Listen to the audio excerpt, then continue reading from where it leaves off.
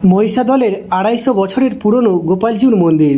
High বন্ধুরা, আজ ঘুরতে ঘুরতে পৌঁছে গেলাম মহিষাদল রাজবাড়ি পবিত্র মদন গোপাল জিউর চরণে। মন্দিরের চারপাশে এত গাছপালা আর সবুজে ঘেরা পরিবেশ, দূর থেকে মনে হচ্ছিল ইতিহাসের বুকের মধ্যে লুকিয়ে থাকা কোনো স্বর্গরাজ্য। মন্দিরের সামনে দাঁড়িয়ে যখন মদন গোপাল জিউর দর্শন পেলাম, তখন মনে হলো জীবনে সব ক্লান্তি যেন এক মুহূর্তে দূর হয়ে গেল। ভগবানের সামনে দাঁড়িয়ে সত্যি নিজেকে ধন্য মনে হচ্ছে। জানেন কি, মহিষাদল রাজ পরিবারের রানী জানকী দেবী ১৭৭৪ সালে এই মন্দির প্রতিষ্ঠা করেছিলেন। মন্দিরের বাম দিকে আছে জগন্নাথ দেবের মন্দির। এই মন্দিরকে কেন্দ্র করে ১৭৭৬ সালে শুরু হয় মহিষাদলের বিখ্যাত রথযাত্রা, যা আজও হাজার হাজার মানুষের ভক্তি ও বিশ্বাসের প্রতীক হয়ে বেঁচে আছে। মন্দির চত্বরে রয়েছে দুটি শিব মন্দির, আর চারিদিকে ছড়িয়ে আছে শত বছরের ইতিহাসের নিস্তব্ধ সাক্ষী। তবে সবচেয়ে বেশি অবাক করেছে একটি বিশাল পুরনো নিম গাছ। গাছটির দিকে তাকিয়ে মনে হচ্ছিল কত রাজা রানীর সময় কত ইতিহাসের গল্প সে নীরবে দেখে এসেছে। তার বয়স কত তা হয়তো কেউ জানে না, কিন্তু তার ছায়ায় দাঁড়ালে